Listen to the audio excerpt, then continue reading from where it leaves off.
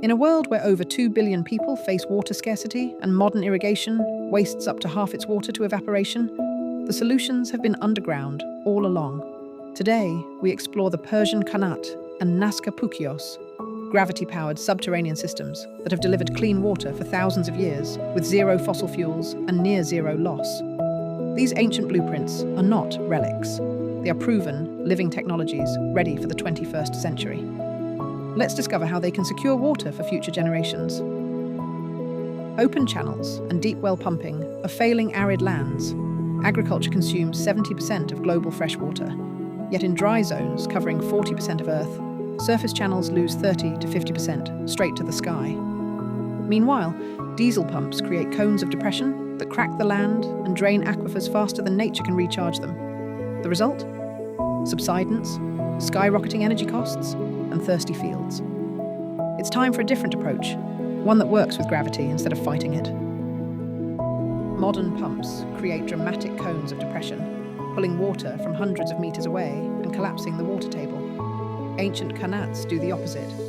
They passively skim only the top layer of the aquifer using gravity alone. Flow stays sustainable, the water table remains stable, and the land stays intact. This is not primitive technology. It is sophisticated hydrogeology that modern engineers are only now rediscovering. Passive systems respect nature's recharge rate. Active extraction ignores it at our peril. 3,000 years ago, the Achaemenid Empire turned deadly deserts into permanent oases using Qanats. Where rainfall is under 50 millimeters a year, these gravity-fed tunnels delivered water continuously without pumps or fuel. The technology spread across 35 countries, from Spain's Galerias to China's Carrez and North Africa's Foggara. UNESCO has recognized this as an exceptional technological ensemble for human adaptation to arid environments. The wisdom of reading the land and cooperating across generations created civilizations that still thrive today. A Qanat is an underground masterpiece.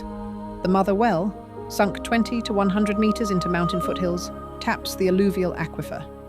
A gently sloping gallery, sometimes 33 kilometers long, carries water by gravity alone. Every 20 to 35 meters, access shafts provide ventilation and maintenance entry.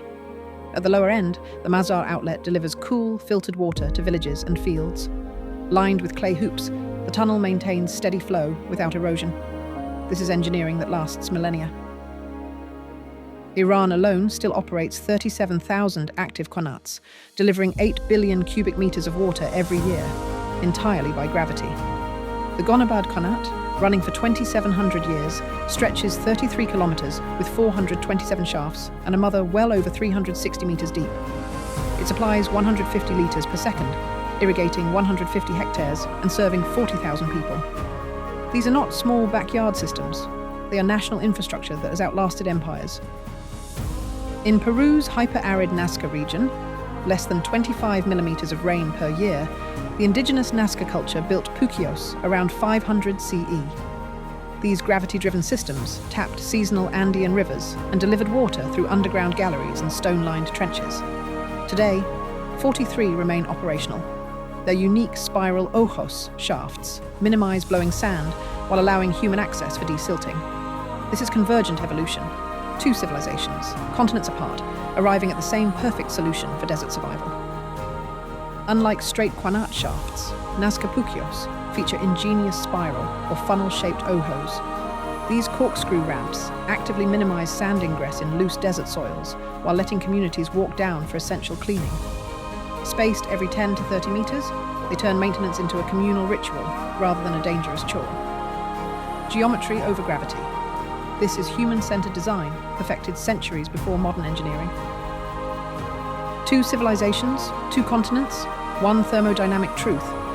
Both Persian Qanats and Nazca Puquios use passive gravity, achieve near-zero evaporation, require zero operational energy, and foster tight community water-share models.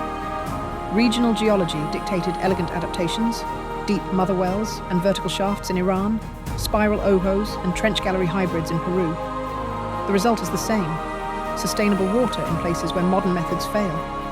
This is not coincidence. It is engineering destiny. Completely disconnected ancient civilizations surviving in extreme environments reached identical conclusions. Gravity-driven underground conveyance is the optimal, universal survival strategy for arid lands. It is not a cultural anomaly. It is an immutable engineering truth. When we ignore this truth and rely on fossil-powered pumps, we fight physics itself.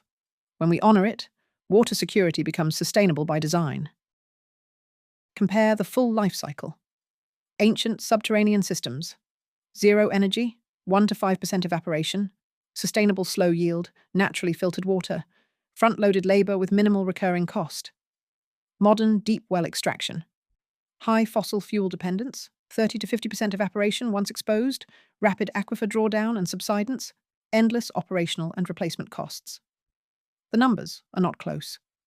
Passive systems win on every metric that matters for long-term resilience. These systems are not ancient history. They quietly power modern arid regions right now. Oman manages 3,000 active aflage under traditional law. Algeria's 672 Fogaras deliver 1.8 cubic meters per second. In Iran's Yazd province, over 3,000 Qanats supply 25% of local groundwater. Afghanistan is rehabilitating Karez networks post-conflict without grid dependence. The blueprint is already working across continents. Traditional systems face real challenges: labor shortages, competing deep wells, sedimentation, and policy bias toward flashy infrastructure. The solutions are equally modern: mechanized excavation aids, legal aquifer protection zones, geotextile linings, advanced GIS and LiDAR mapping, and youth-inclusive water user associations. By pairing ancient wisdom with 21st century tools, we remove every barrier to large-scale revival. The ultimate evolution: ancient passive Qanat galleries feed into solar-powered micropumps and precision drip arrays.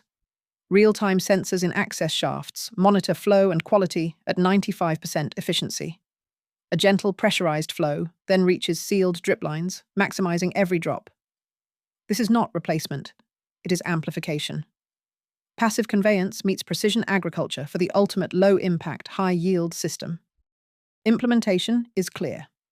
Governments enact legal frameworks, allocate 10 to 20% of irrigation budgets to rehabilitation, and mandate sustainability assessments.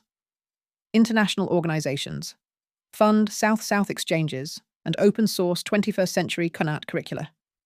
Engineers design hybrid passive digital systems and research durable low-cost linings. Communities form water user associations, involve youth, and combine maintenance with heritage tourism and organic produce income. The roadmap is ready. The desert does not have to remain thirsty.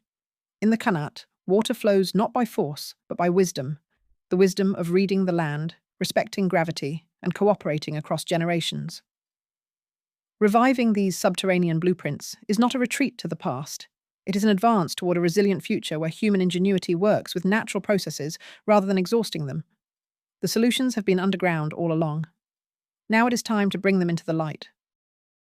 For more content like this, leave a comment on what interests you want to see. And don't forget to like, share, and subscribe.